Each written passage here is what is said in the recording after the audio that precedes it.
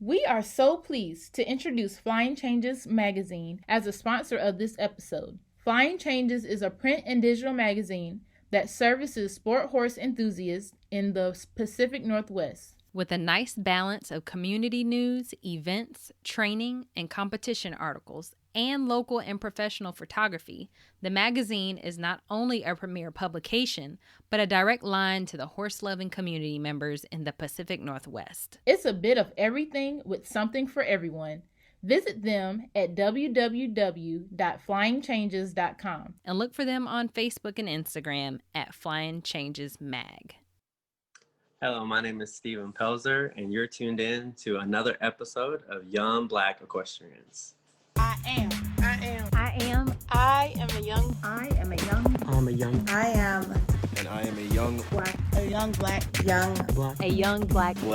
equestrian. Equestrian.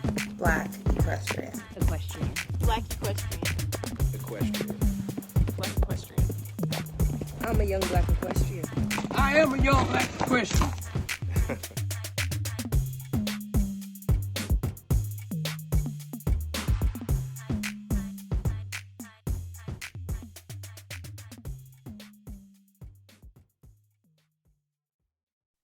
Hey everybody, and welcome back to another episode of Young Black Equestrians with your hosts, Abriana Johnson and Caitlin Gooch.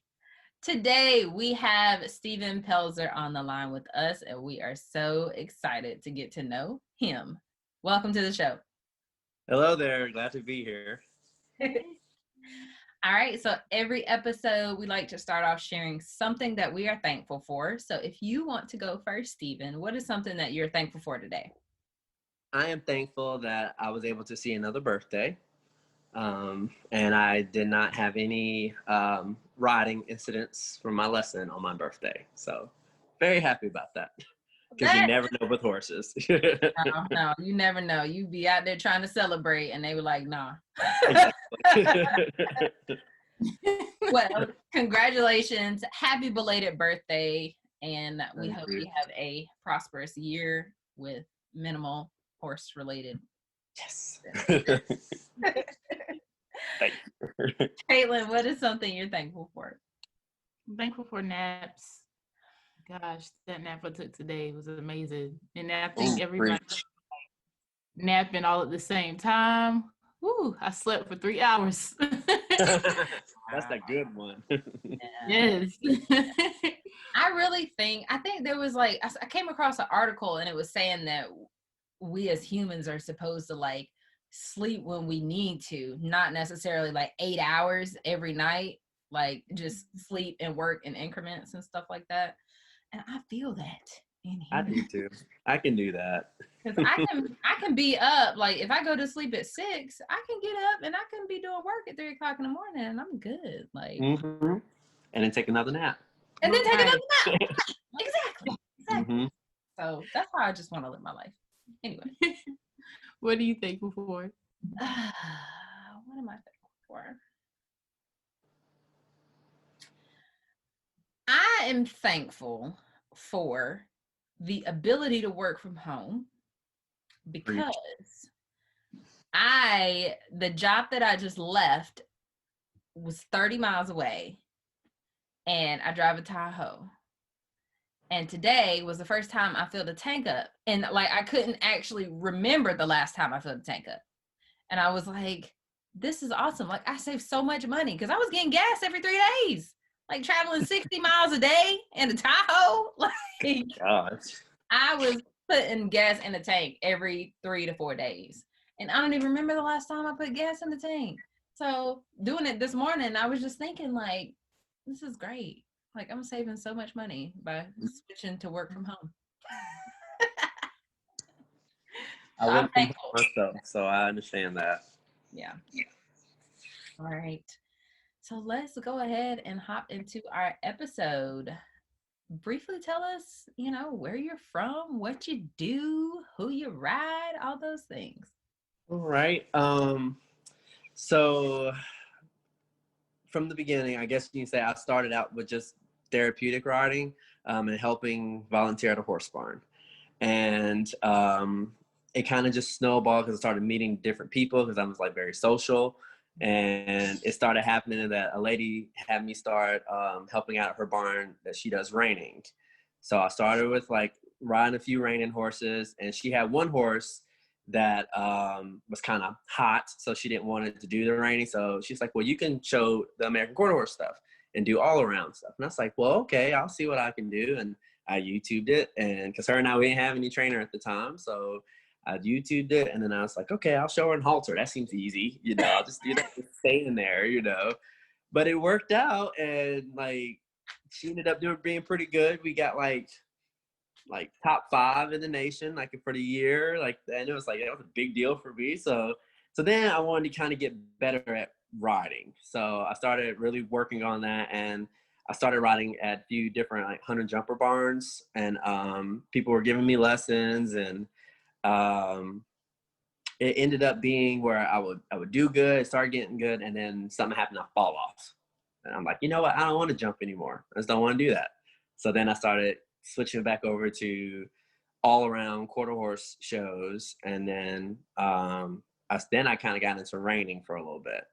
But now I am mainly just only doing hunter jumpers. And my next show is going to be at Tryon International Equestrian Center in October.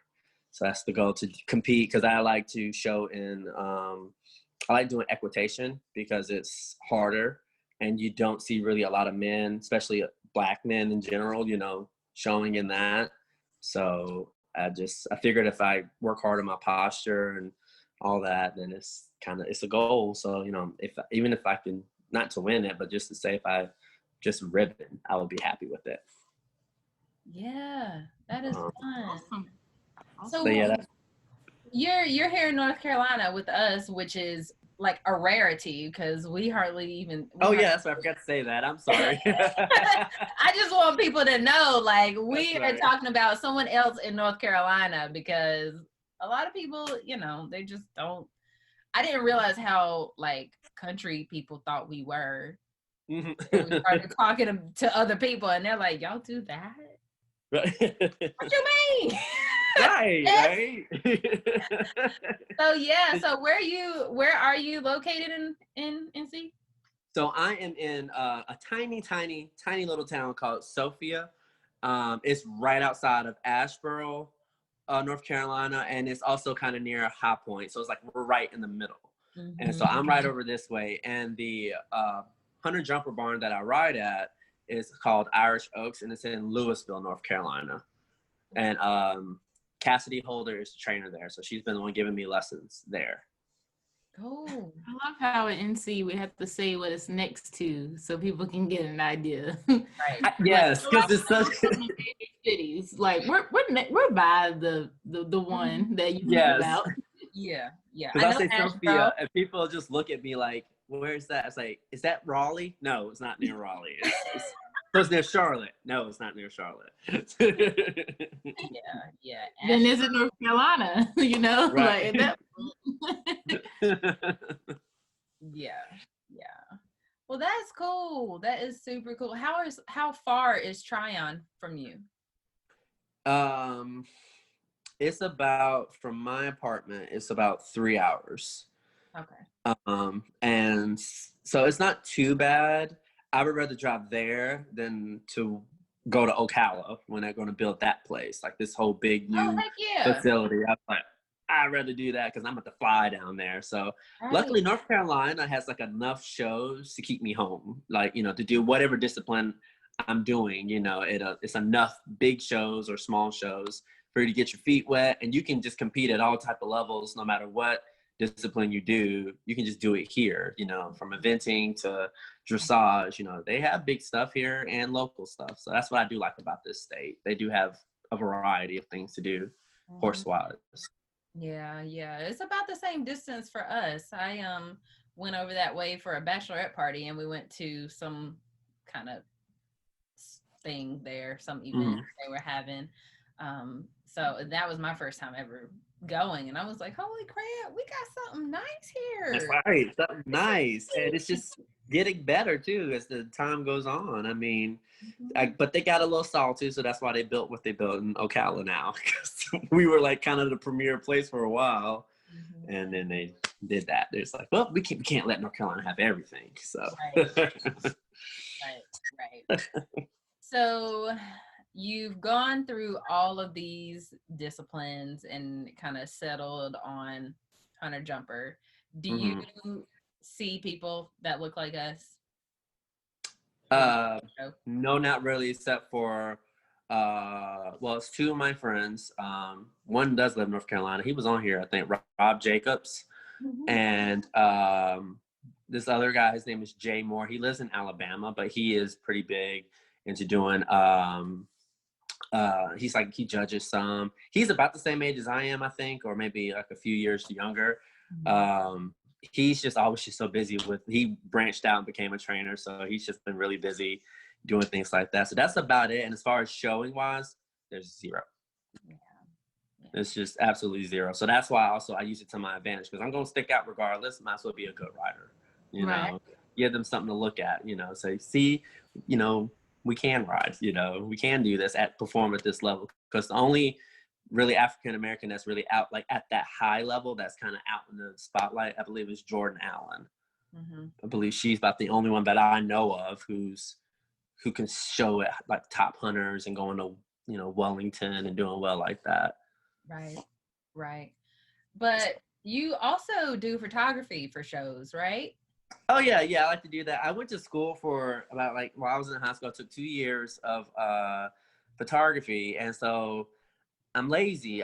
Sometimes I'll do it just so I can do it, and because we all know show pictures can be highly expensive. And so I figured I learned a little bit more just to adapt to more of the show stuff and what it is that people like. So I started taking pictures. So for people who couldn't afford it, they can see it on Facebook, you know. And out of respect to the other photographers, I would kind of just stick to just like warm-up pins and stuff like that. So they can still get their money for the actual show pictures. But other people who couldn't afford it, they still get a nice picture, and they can make a new profile picture on Facebook. And every now and then I might like do a few photo shoots for some people.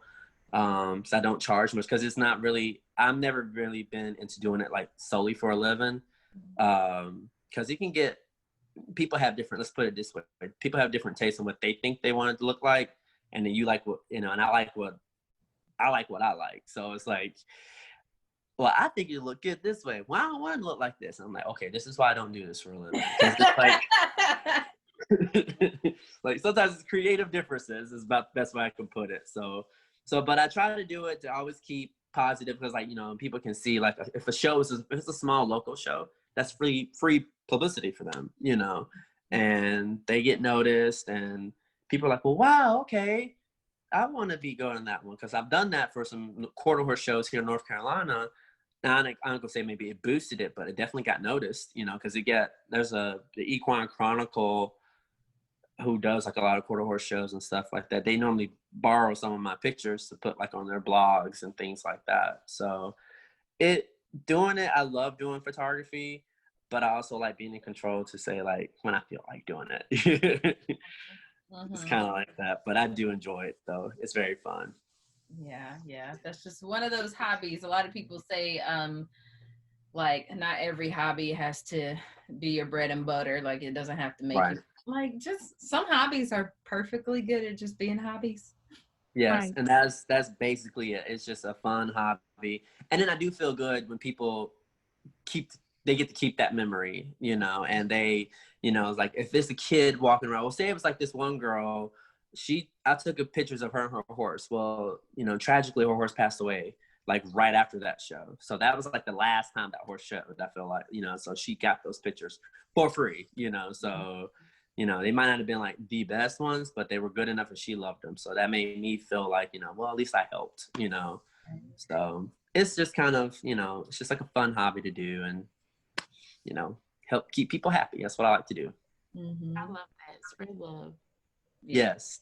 It's not enough of it out here. We need to keep spreading it, you know. Yeah. What do you do? What's your day job? So I work for Adapt Health, and it's basically medical, like supplies, and I work in our CPAP department, and I work like in the back office, which is I deal with like the documentation of making sure that we have prescriptions and patients have gone to doctor's appointments so we can give them their supplies and we can bill their insurance. If we can't do that, then I got to figure out, okay, what are we missing here? You know, and it's kind of like a treasure hunt a little bit. Every now and then I have to call a patient or a doctor's office and say, hey, did you get this form? Did you go to your appointment? You know, if you didn't go, they're not going to sign. You can't get your stuff, you know. So it's kind of like, or like if they've already gone, the doctor don't sign, then we're like, can you talk to your doctor for you so we can get you your stuff? So, yeah, at first it was Advanced Home Care, and then we got bought by Adapt. And so it kind of all worked out for the best, because once we got bought by Adapt Health, COVID happened, and then I've been home since March. And I think they said I'm home for good now. So Wow. I'm kind of happy with it. I mean, I have a cute little setup, and, you know, I get to wear tank tops all day, you know, and sweatpants. Yes, you don't have to wash so many clothes. Right. Right. Just everything. Right. Hey, Caitlin. I said, wear a uniform if you have one. I know you had certain scrubs that you had to wear. Yeah. Ain't got time. No more time. Well, that's cool. I feel like a lot of times, I mean, we've talked to people who do like horses for a living, as well as like just like on the side, and sometimes we not forget to ask, but we just don't ask. I'm like, how do you keep this hobby up? How do you pay the bills? Right. And see, that's what I had to learn. In order for me to keep loving horses, I couldn't do it for a living. Like, some people have that drive and they can keep going. I got fed up with having to depend on people for money, you know, if that makes sense. You know what I mean? Like, because horses if you became a trainer and say somebody got mad at you, they just walk away. That's your income. They take 4 horses away from you, and then you're like, why am I going to eat? You know? So, and also sometimes with horses, you don't get insurance. You have to pay for your own insurance. So I'd rather go ahead and just have have a job like this and be put into a 401k, because it can just always be a hobby. And if I ever wanted to become a trainer, I would save up for it and then try to step into it that way. Because I have seen enough people struggle with it. And I've seen a lot of people who are kind of born, you know, with money. And so they can kind of just say, you know what, I don't want to work anymore. I'm going to go be a trainer, you know. And then they go off and go do great things. So it's just it's different. But in our community, you really don't see it that much, where people can just go on out there and do that and then be like at the top of their game, you know, because you have to put in some hard work and hours. And I found out that I am better off being inside. Also, I don't like cold when it's winter, so I like being inside of a building, you know, with the heat. So yeah. Yeah, that's cool. Yeah, that is like ultimate goal, to build the wealth necessary that, you know, even my children have choices, you know. Yes. They can do really whatever they want. That's exactly right. I agree. So how has having horses, sorry, my balloons just went flying. How has having horses affected your life, or, you know, kind of being in the horse industry? It has changed my life 120%. I mean, like, basically, I did a whole 360. I was believe it or not, I was very like an evil, mean guy. I was not a nice guy. I was always moody. And you can ask my mother to confirm this. Like, I mean, I was never mean or like beat up people, because I don't have that in me. But I'll let you know my opinion. If I didn't like you, you would know it, you know. And it was, you know, and I had to, you know, I used to go to therapy for anger management. And so I used to be a janitor while I was in high school, and then I continued it out of high school. And I ended up cleaning up at this church, and then the horses, I started working at that therapeutic barn, and then all of a sudden everything just changed, because I felt like I had a purpose. Then I started riding. I felt like I was good at something. So then I was like, all right, well, let me get a better job that could pay for me to go compete, you know. And, you know, because what it was, I couldn't ask my mom to do this, you know. I was like, you know, she has her own bills and she had her own stuff that she got to deal with. She probably would have tried to support me in whatever way she could, her or my grandmother, but it made me have to grow up and say, hey, if you want to do this, you need to put the money towards it. You know, if you need to put in time of working at a barn, cleaning stalls, you're not too good for that. Go do it. And then you can get free lessons, you know, or so it really gave me a good work ethic. And it also taught me that you cannot be cocky in the horse world because it is a very humbling sport. You can win one day and then you can't win for the next 3 years. You know, like it's a very humbling thing. So it's taught me how to save money, how to put in the time and the effort to be a better rider, to be a better person in general, and to be more of a better people person, because I've met so many different people from all walks of life, you know, just by being nice, just by just looking over and just saying, hey, how are you? Because, you know, they're already staring at me. So I'm like, you know, how are you doing? You doing all right? You know, and, you know, they're like, I'm doing good. How are you? I'm like, I'm good. Just working on my tan, you know, and then they just laugh and then we start talking, you know, and that's just kind of, it's taught me like not to, like to always go ahead and like eliminate the elephant in the room too, you know. Yes, I'm Black. I know I'm Black. Let's laugh, move on, and let's have a good conversation, you know. And that's what it has taught me, because I use my color as an advantage. That's what I tell people, you know, and it's nothing negative about, I love being who I am, and horses has helped like magnify that for me. So that's why I love them, you know. I'll probably be doing it till the day I die, riding horses. Yeah. That's cool. You said something, oh my goodness, that I was gonna comment on. You said a bunch of stuff. I know. I was like, that was, you know, just answer all the questions. That's fine. I would love to see if we could just track equestrians and leadership and like people in different jobs and just see like, are they better leaders because they're equestrians? Because you said that they made you a better person. So I would just wonder, you know, that would be some good research.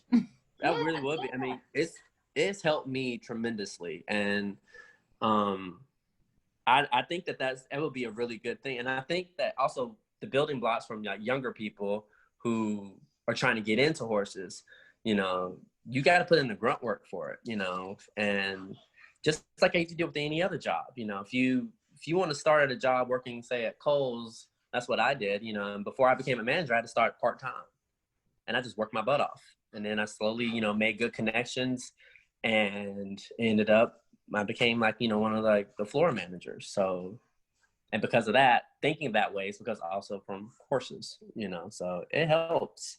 It really does.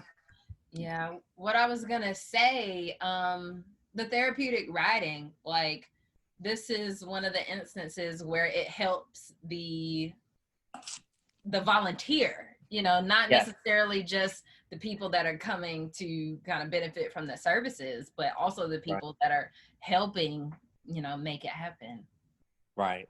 Because I was one of the people who just showed up and just wanted to do it. I heard about it and I was like, okay, I want to go do it. Now, a few people tried me, like if this is the negative side of it, because everybody's like, oh, are you here for community service?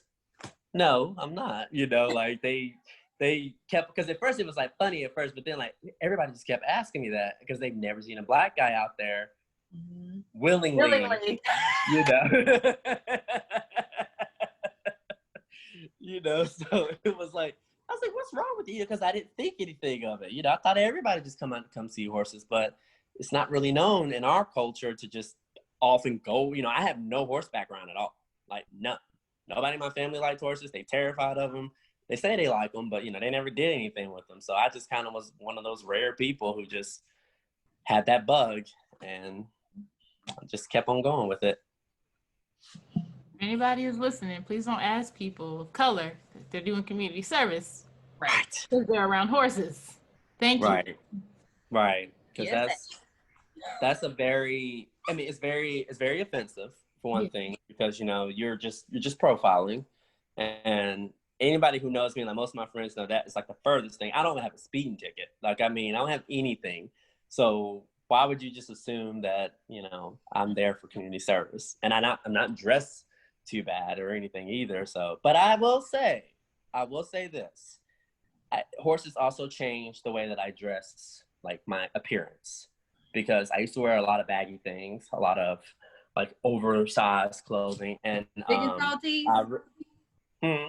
Big and tall tees. Yes, definitely those. And I realized, like, if you dress like that, then sometimes people will think of you like that. So then it also taught me, okay, well, let me change the way that I dress, and let me wear something that fits. Let me wear something that, if you say it again to me like that, then you really are just profiling me. So I'm gonna remove that equate, like that little bubble right there, you know. And so if I'm dressing like I'm at community service, then let me just fix that, so you won't ask me that anymore. And it also, you know, like being skinny, you need to be actually wearing clothes that fit, you know, instead of wearing a double XL t-shirt, you know. So because I thought that was cool at the time. So, well, I mean, it was cool, you know, early 2000s, everybody was doing it. So it was not. I'm not gonna say that it was cool just because everybody was doing it. Y'all look silly. True. You look silly together. Especially riding a horse, your shirt just flapping in the wind. Flapping in the background, yes. That is hilarious. Wow. The times, man, they're changing. They have changed. I mean, they changed a bit. I mean, because I used to like wear FUBU back then, you know, and it's come a long way. Put it that way. I just didn't care. I used to wear a little bicycle helmet to go ride in, you know, because I didn't know no better. Like, okay, well, this is available. I'll just wear that, you know. Right. I didn't know about SAM shields and all this other stuff, and you know. And then when I found out about it, I said, well, I can't afford that, so I'm still keep wearing this bicycle helmet, you know. Can we talk about that real quick? A helmet was released this week. That helmet costs $500. Like, I don't understand. Like, helmet companies, what is happening? Me and my friend were talking about that actually, and it's funny that you bring that up because my helmet retails, believe it or not, if on SmartPack for $790, and I got it for like $300 because I got it off of eBay used. Oh my God. And I found my backpack that's like for like $200, like that matches the helmet. I got it for like barely like $100 because the taxes is what bumped it up. And I said, it's ridiculous that how high you have to pay just to want to look somewhat decent, you know, because in hunters, you know, when you go in those classes, you're judged like to see your appearance, you know. You can't wear nothing flashy, but you better be wearing something that they can see the name of it, you know, or which it shouldn't be like that, but it's like they see like, oh, well, you care about yourself. You care about what you put on your back. So, but you shouldn't have to go broke for that. Like, just to be honest, you just should not have to go because it makes people, it levels like, well, if I can't wear that, then I'm only like as good as this person, or I'm only as good as this person.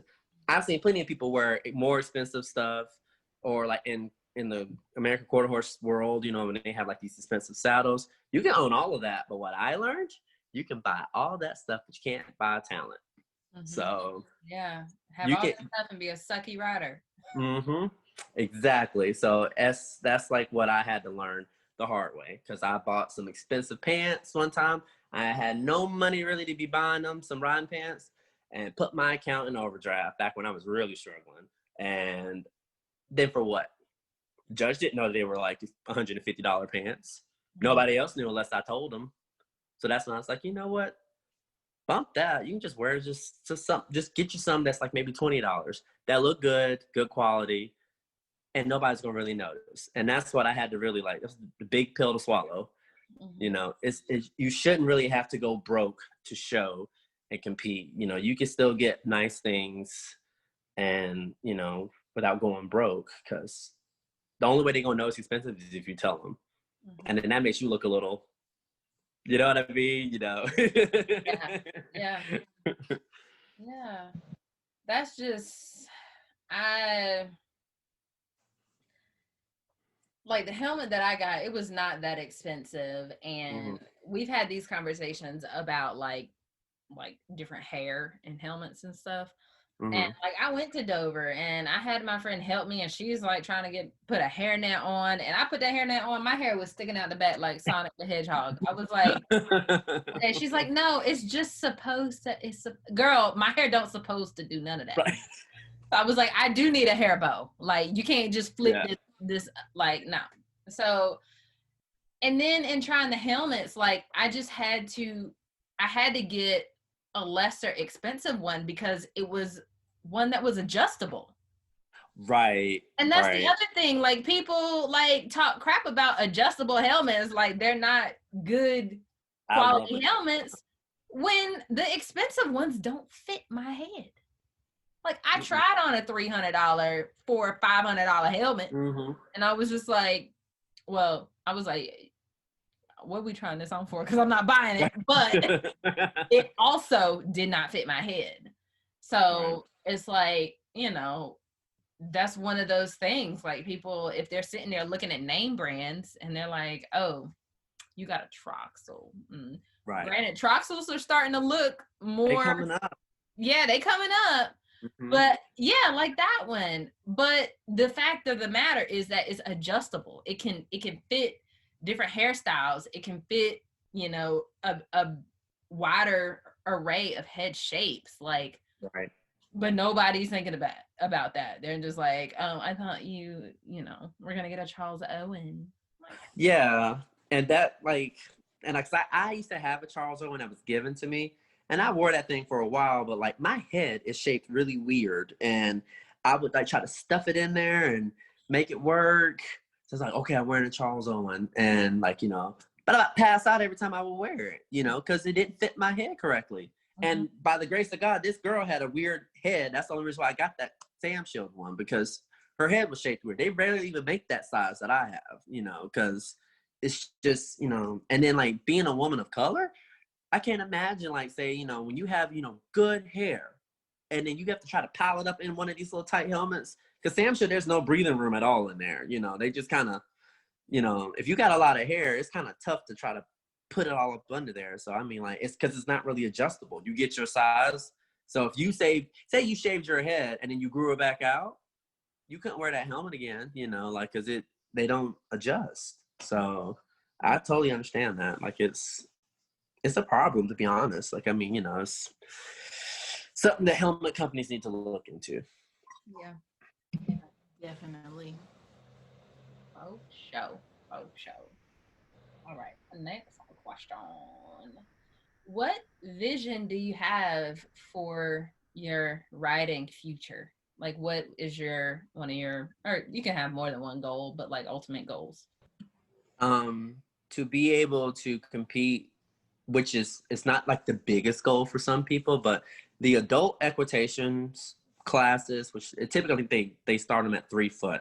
I'm nowhere near 3 foot yet, but they do that, and I would love to compete like at AA shows doing that and being really competitive at it. I'm getting there. I'm putting the stepping stones to get better at it because it's going to take work, but that will be a humongously like big goal for me, because those classes are harder. You know, it don't matter if you get the nicest horse or not. They're really judging how you ride.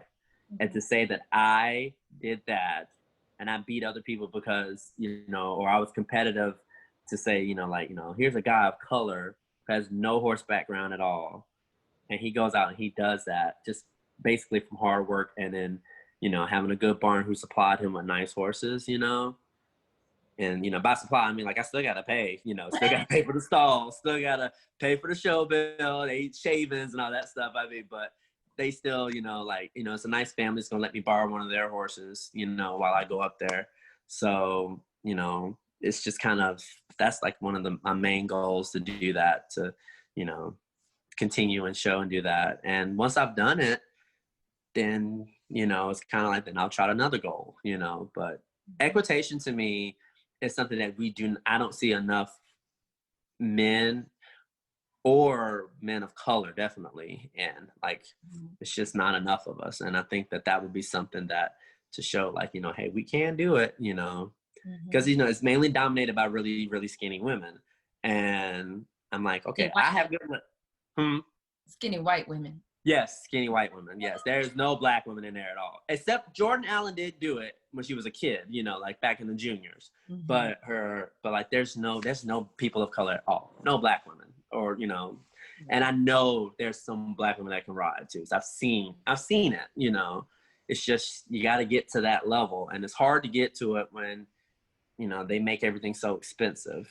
So that's just a goal that I would really like to achieve. That's where this job comes in. Might not be a high paying job, but I can save, and I can just, if I can only show it maybe once or twice, that would be a goal for me. So that's my things. A lot of the people that we interview say they don't, or they shy away from particularly hunters and equitation classes just because the sole judgment is on what you look like. And they feel like they are at a disadvantage, having a big booty or having big thighs or, hair not fitting in helmet. So it is sticking out the bottom of the helmet, things like that. So, and I get that. Yeah. And that's what makes me, so if a girl who feels that way might see that, but then a black guy comes in and does it, granted, I don't, I might not have hair, but I want at least they can see that there's a chance. Right. It's just a chance, Yeah. And, because it just basically all it takes is you just got to have just that perfect ride, just that one moment, just go through, hit everything, because yes, they're going to judge you hard, but I would rather you look at my color as an advantage, because all you're going to see is white people on brown horses, gray horses, and then you see this one black dude show up. And most of the time, they always think if I'm riding a horse, everybody always says like, oh, that horse is so good. It takes such good care of him. They had no idea he was trying to buck me off in the warm-up pen, So, it's just funny how people get that perception of like, oh, it's just all the horse. He's just riding like this 6-figure horse. And it's totally not like that at all. You just put in the hard work and people can do it, but it is harder for black women, I will say, to be in that world. I mean, but there's like, I just don't think that should be a barrier. I think you should go in there and you should show them, because I mean, there's nothing that I feel like us as black people can go in and do any class that we want to do. I mean, because there's plenty of black people who do rodeos and do barrel racing and roping and all that stuff, and cattle classes, team roping. So. And they can ride. And they can ride. Like they can ride, and they win big money doing it. So why can't we be over in the English world too? Right. What's stopping us? It's just our minds. That's what I feel like. It's got to get out of that and just go ahead and go through with it. Because then nobody's gonna stop me. I mean, like that's how I feel. It's not being cocky. It's being, you just got to be confident. Because if you don't, you'll let everybody get to you. Well, you sure you want to do that? You sure? No, I know I'm sure. I don't care if I don't even place. I was seen, and some kid out there maybe saw me on a live stream, or maybe saw me when he was like a spectator walking by and saw me showing, and maybe that might help, light a fire in him, so he'll be the next to come along. That's just how I try to look at it. Yeah, I love that you're so positive about it, and saying like, why not? I mean, really, yeah. Because this, I don't ever think we should ever look at our color as a barrier at all. We are beautiful people, and we can do so much if we just get past our barriers, because I will not ever let nobody oppress me to make me think like, you can't do that. I wanted to be known. If you didn't pick me for an equitation class because you liked this white girl better than me and I had a better round, it's going to be noticeable. Because they're judging you, not the horse. It's totally different when you're doing something with horses. They can do whatever they want, because they would say, well, they had a better horse. That's why I pick classes where they have to judge the rider. So if I work hard enough and I put in a good work, if I get beat, it's because I should have got beat because the person rode better than I did. But if I have that good ride and I still don't win, then it should be noticed. And then that'll make people like, well, he actually rode, she knocked the rail down and he didn't. How come he didn't, win? You know what I mean? Like, So it kind of like wakes people up in a way, you know. So that's why I go in them, you know. I want to be noticed. I want to be seen. So if I don't do good, then I'm humble about it. I'm like, well, got to work harder on it next time, you know. You know, because my mom, bless her heart, first time I didn't win something, I think she was like, it's because you were Black. I said, no. I said, I just sucked. That's all that was. Like, that's all it was. And not so, this time, Mama. Not this time. Not this time, you know. It was all me this time. So you know, and that's why I really want, you know, I'm not going to ignore that there's issues, you know. There's a ton of issues out here with people not accepting Black equestrians, especially in the hunter world, but there are just a few who do. And I feel like the few Black people who do get out there and are successful and doing well, they might not be like, they might not tell their story because they're just like, you know, I'm just trying to just like survive, you know, or I'm trying to just do my thing. But like, I've seen it and it made me want to be better, you know. So I feel that that's what we should do. We should all try to be like a role model and, you know, just try to be like for the next generation, because I want to see us be like just as many Black people out at Tryon as it is as white people, you know, or in the quarter horse world. I mean, because like in the quarter horse world, there was a Black girl who won like youth trail, you know, and she won a date, like beautiful picture of her. She had her braids like coming out of her cowboy hat. I mean, and that's a prestigious thing because, you know, like you rarely see any Black people show at that level, you know, especially for youth. And I watched her last year, she got reserved, and this year she won it. And she did a doggone good job. I watched her run. I mean, she did. She got that Golden Globe, and she was going around, and she spoke so well when they did her interview, which I know that will make another girl who's watching her, you know, like you said, like who maybe their hair don't fit under a helmet, so maybe they might want to do it on a cowboy hat, you know. And she did a well, you know, great job, and that's what I wanted to be like, you know. If I do well, I want somebody to see it so it inspires them to, you know, want to try to do it next. Yeah, and she was beautiful. I loved all of her pictures. Yeah. She had on her jacket. I was like, okay, Christy. Like, yes, sparkling. All right, so well, you've given a lot of advice, actually. I'm sorry, I run my mouth too much. I'm so sorry. I get the Don't apologize for that. No, it is fine. It is fine. But I mean, anything else you have to add? Any advice you would give someone who is, you know, wanting to get into the horse world or wanting to feel more welcome in a discipline that is not representative for them? Basically, I would say always try to look out for the next Black person, because that's one thing I have noticed, that there was a Black guy named I think it's Bruce Griffin. He shows Frisians and stuff like that. I met him at Raleigh. I'm not into those shows really, but I was there with a friend, and he stopped and talked to me.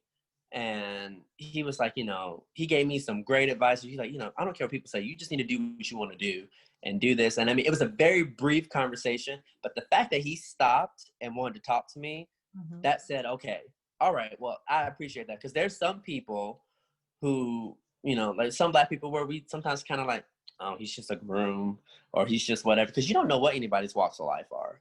So I will always say, just be humble and let's bring each other up, because we're more stronger as a team than we are just individuals, you know. So I feel like that's the main thing that I feel like I can't stress that enough, because if white people see that we all still can't get along even in the horse world, and we're just trying to show against each other, well, I have a better helmet than you, well, I have a better horse than you do, you know.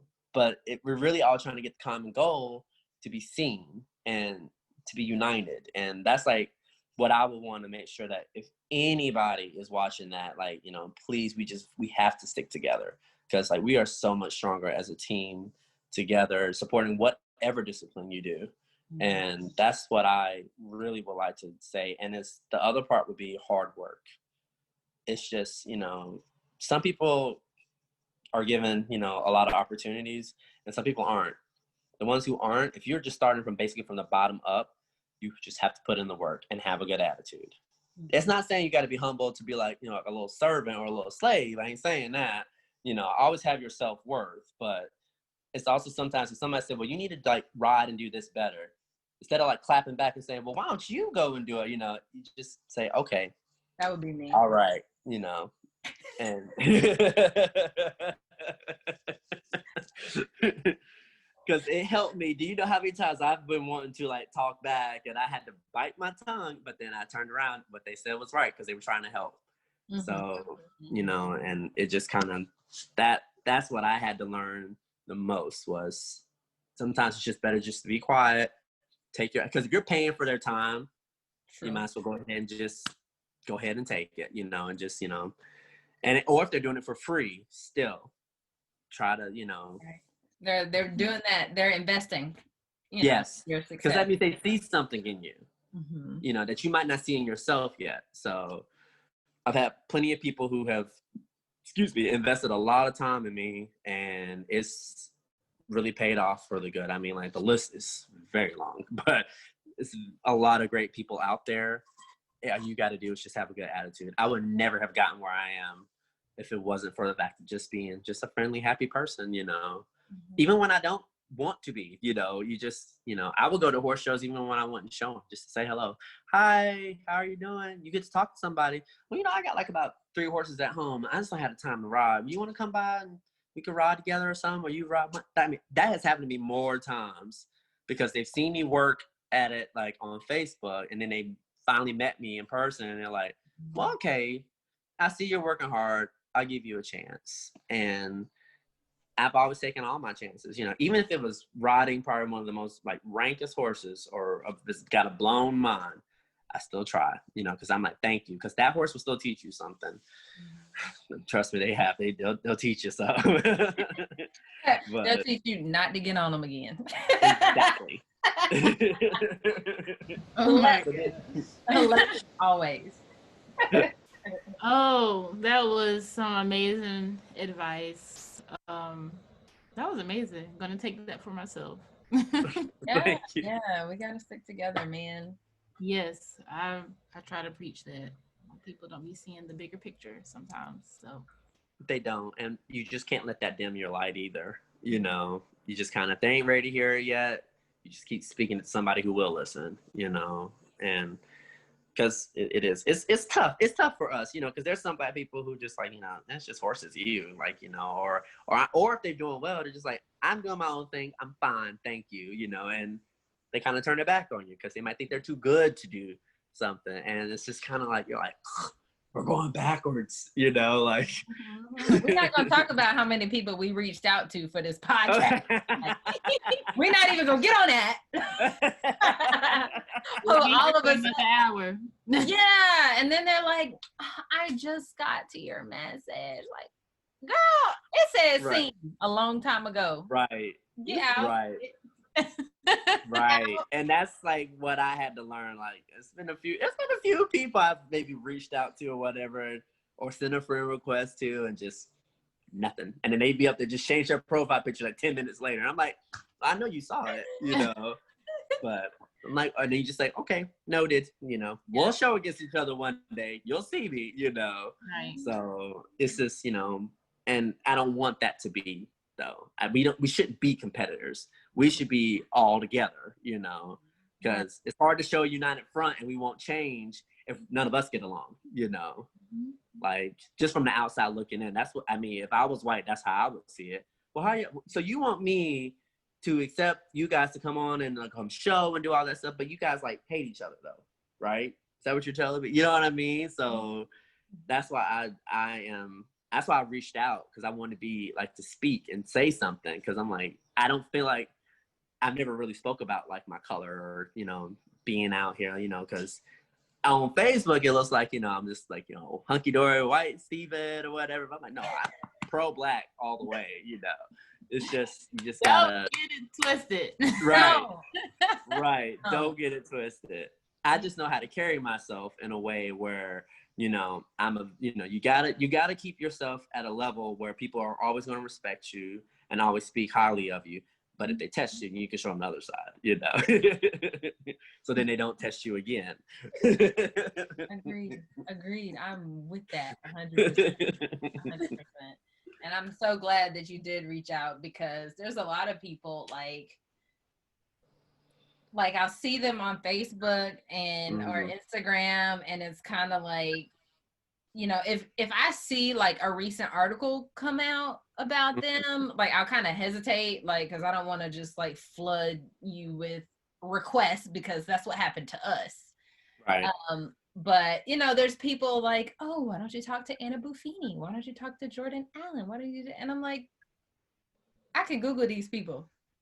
Right. Like, find their whole life. We can find their, like, they've answered all the questions. Like, I don't have really brand new questions. Right. It's just, coming from us and our like delivery or whatever. Like, this is a relatable space. This is a comfortable space, and we do similar things, and we have the same passion. So we like having people on this show that can. I mean, they don't have like people behind. It's relatable.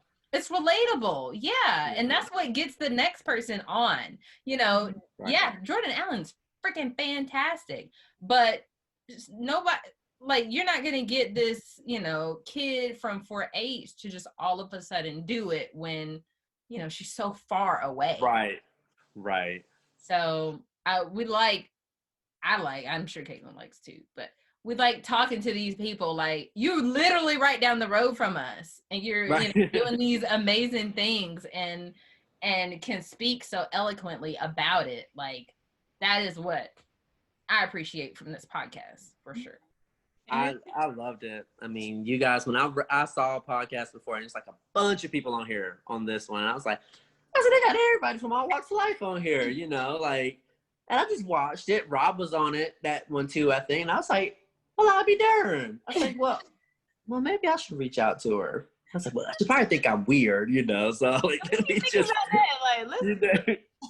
because I was like, you get in your head, like I said, those barriers. It's those barriers. You think, because I'm thinking like, here's all these other successful equestrians, and I'm like, I'd ride, yes, and I try to compete and do pretty decent, but it's like, Rob has got way more stuff. Like, he's done like, with like USHJA, excuse me, and he's gone on and done a lot of great things, and a lot of other people that I've seen on here, they've done some really nice things on here, and I'm like, well, here I am working from home, I get lessons, and I still ride and show a little bit, so, but I'm glad I did. I'm glad I pushed, it helped me to push that barrier aside and just like, hi, I just want to give a positive experience, because I really honestly don't have anything negative to say. I mean, like, I could, but it's really not that many, because it's actually been somewhat of a decent journey so far for me. I mean, that's good. And that's what we need to see. That's what we need to hear, because that encourages people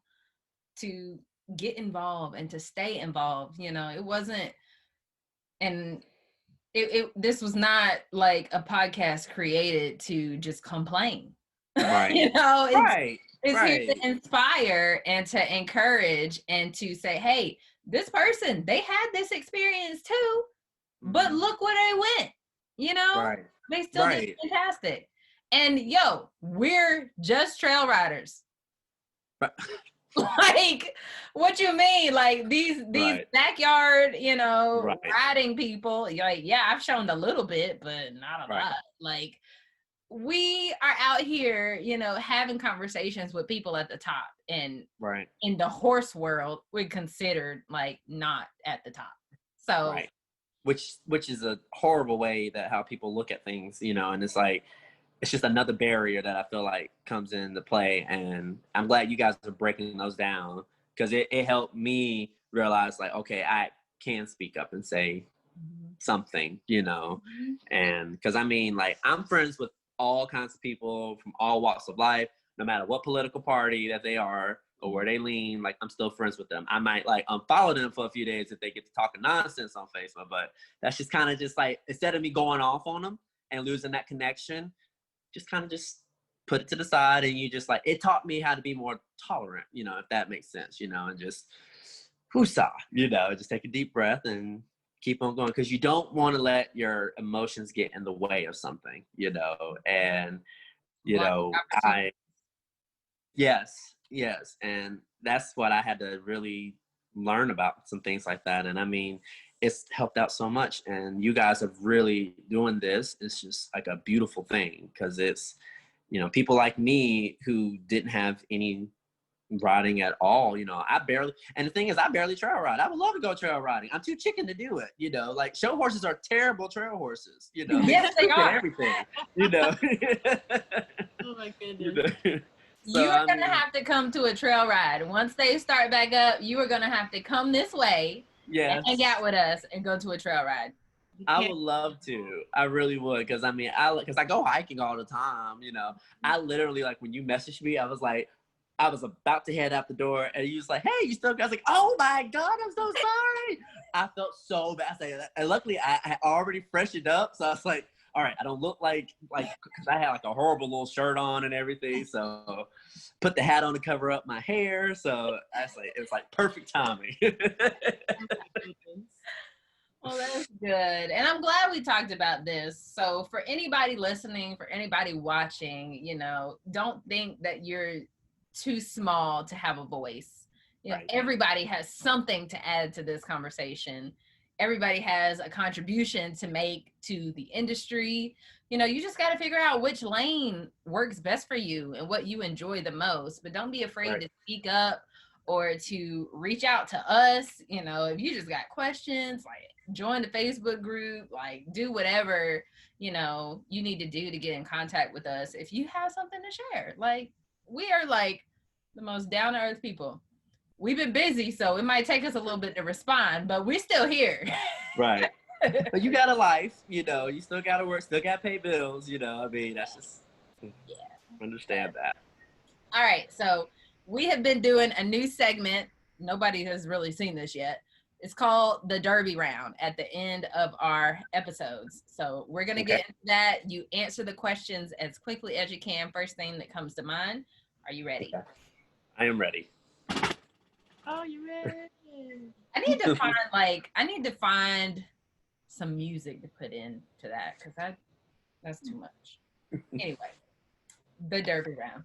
All right. English or Western? English. Solids or spots? Solids. Bays or grays?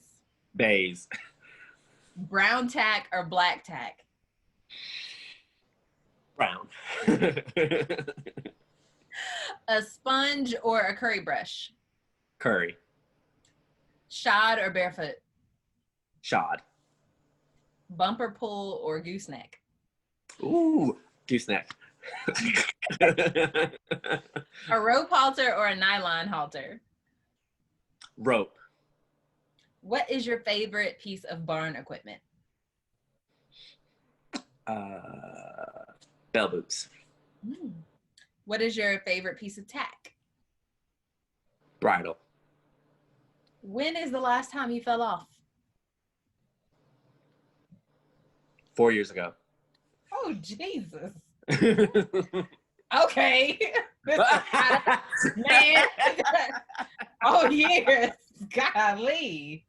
I had to learn, pick and choose what type of horses I was riding. That's why I did that. Yeah. Get tired of hitting the ground. Right. That's right. And if money was no object, what is one horse-related purchase you would make? I would love a reining horse, to be honest. Yeah. I love English, but I would love a reining horse. That, when I've shown that, and that is probably the most fastest, like, adrenaline rush, and you win money. So it was really fun. It's based off style and how good you do a pattern. So that was actually really fun. So that would be it. Oh, that's cool. Cool. Yeah. Yeah, I would choose a bridle because you can ride bareback. You don't need a saddle, but you gotta have something to hang on to. So rope halters, they can feel it if they pull back or anything. So I'd rather they have that. So. Oh yeah. Well, thank you so much for coming on our show today. We are just over the moon. This was a great conversation. Thank y'all for listening to me ramble, because I do that. Oh, somebody is gonna listen to this and it's gonna help them go in the right direction. I know that will happen. Fantastic. Tell our people where they can find you, if you want them to find you. Sure. Facebook is gonna be Stephen Brian Pelzer, and I'm having to kind of weed through some friends because I'm about to max out on friend requests, so I've been kind of try to keep like watching that. And also on Instagram, it is going to be Polo Guy 2312. All right. That is where you find me at. So. Okay. Awesome. Hit me up. Well, thank you so much for coming on the show, and we will let you know when this episode goes live. Thank you so much. It was great talking to you both. All right. Bye. Bye-bye. Thank you for tuning in to another episode of Young Black Equestrians. Head over to our Facebook or Instagram pages and let us know what you thought about that episode. Leave us a review on Apple Podcasts and have the opportunity to be featured in our next episode. See you next week.